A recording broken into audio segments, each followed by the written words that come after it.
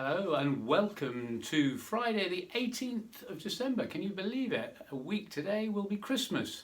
And I should just say that as it's Christmas Day, I hope you'll forgive me that I won't do a ramble next week. I'll be back in 2 weeks, but next week I'll be at church and having a bit of time off. So I'll take this opportunity to wish you all a Merry Christmas. But before that, a bit of business to attend to. So I hope you all had a good week. It's been an odd week this week, putting us into greater restrictions. I felt very sorry this week for my friend Dan Hyde, who's the Director of Music at King's Cambridge now.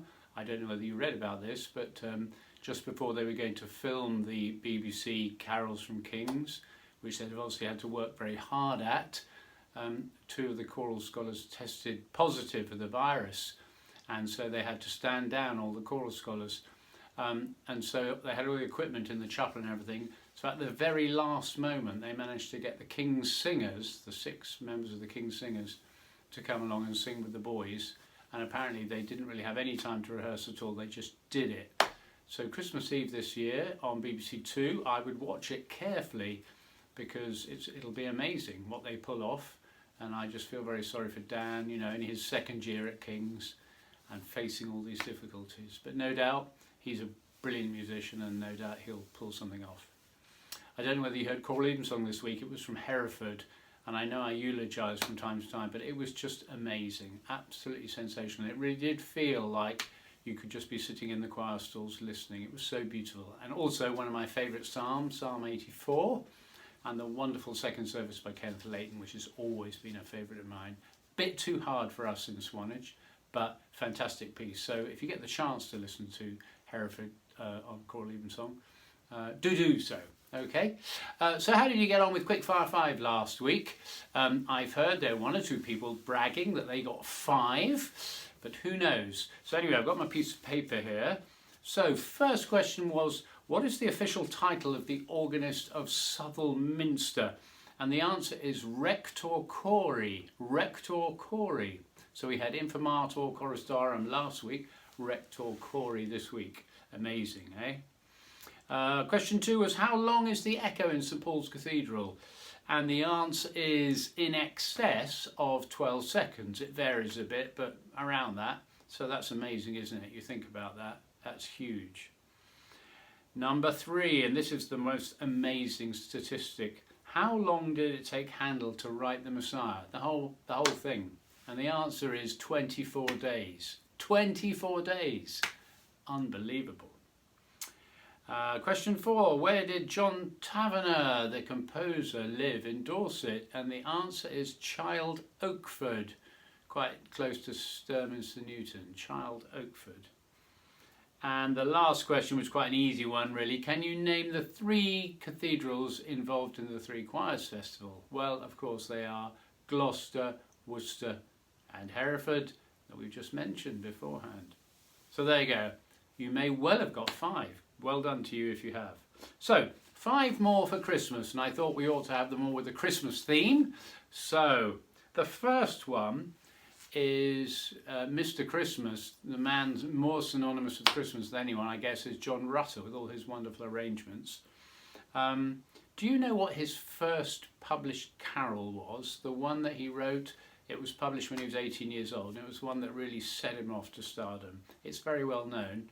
Do you know which the first one was? Second question, one of my favourite pieces is Bach's Christmas Oratorio. Absolutely wonderful, wonderful piece. And it's written in sections, in different parts. Do you know how many parts there are of the Christmas Oratorio? I don't mean soprano, alto, I mean sections. How many parts to the Christmas Oratorio are there? Number 3, probably the most well-known Christmas carol of all time is Silent Night by Franz Gruber. I read somewhere quite recently that it's probably the most translated carol as well into an amazing number of languages. Can you hazard a guess how many languages Silent Night has been translated into? It's quite amazing. How many languages? Question number 4. I mentioned King's earlier. The 9 Lessons and Carols on Christmas Eve is synonymous with King's College, Cambridge. but where did it start out? Where was it founded? Do you know the answer to that?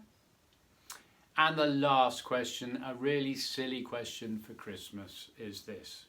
How does good King Wenceslas like his pizza? How does good King Wenceslas like his pizza? There's one to get your brain going. Okay, so there's Quickfire 5 for Christmas.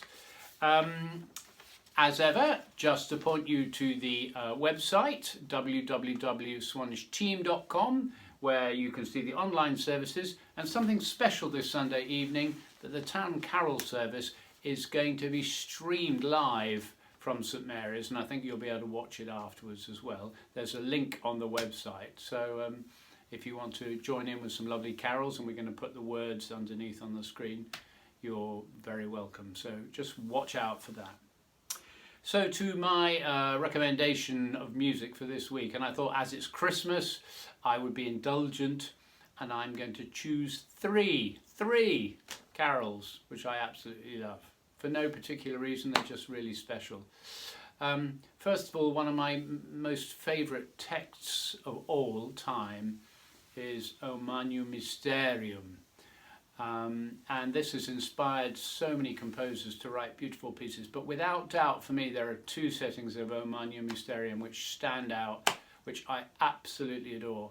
And the first one is the one by Thomas Luis de Vitoria, Spanish composer, written many centuries ago now, but beautiful homophony and polyphony. I mean, just very, very, very beautiful indeed. Words don't need to be used to describe it.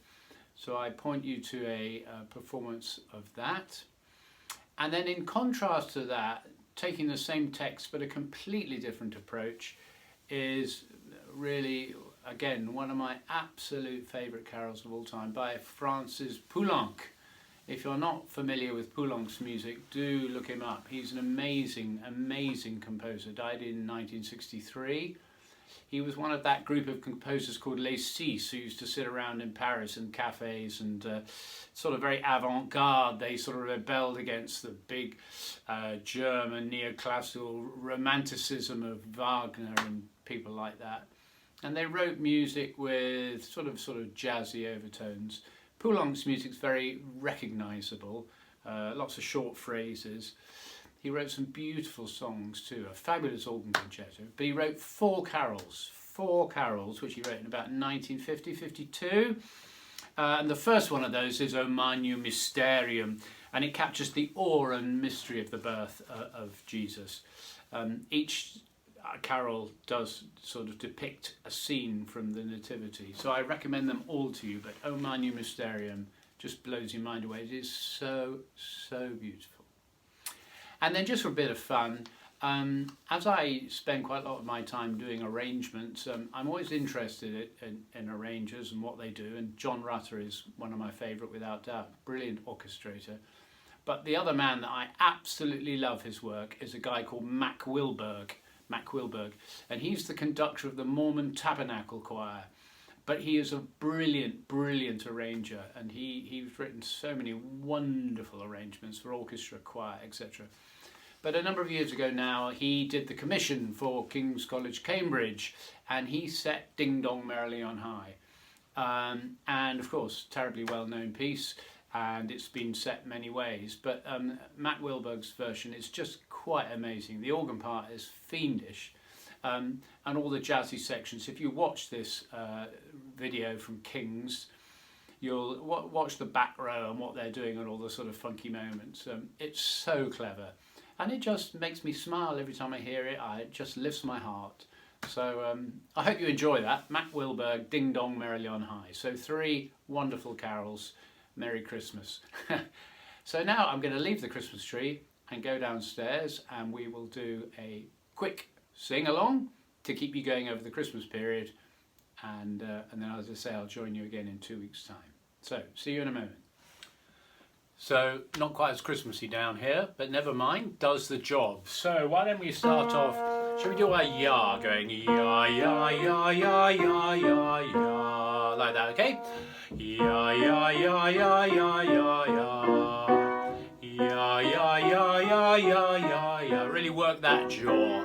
Ya, ya, ya, ya, ya, ya, ya. Ya, ya, ya, ya, ya, ya, ya. Ya, ya, ya, ya, ya, ya, ya. Ya, ya, ya, ya, ya, ya, ya. Ya, ya, ya, ya, ya, ya, ya. Ya, ya, ya, ya, ya, ya, ya. Ya, ya, ya, ya, ya, ya, ya. Okay, and now how about just going down some scales to ooh. Ooh. Ready, 3, 4. Ooh.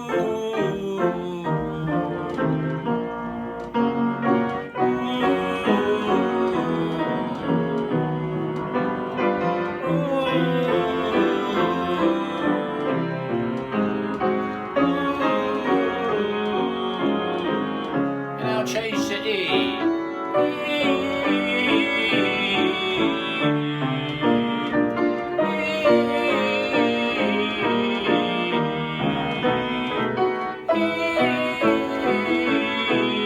And now change to R.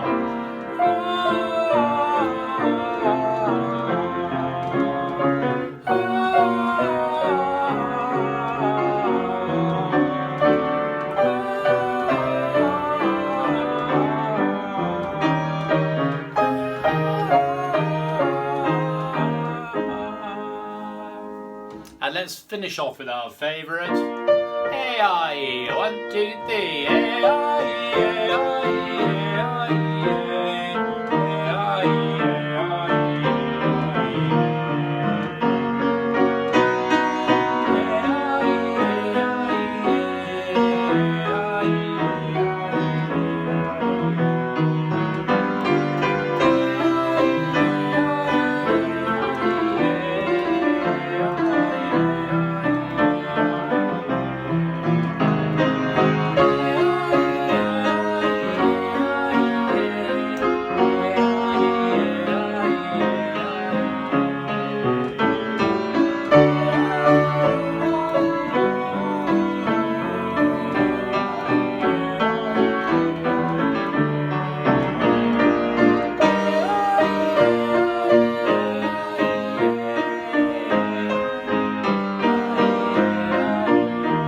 Last one.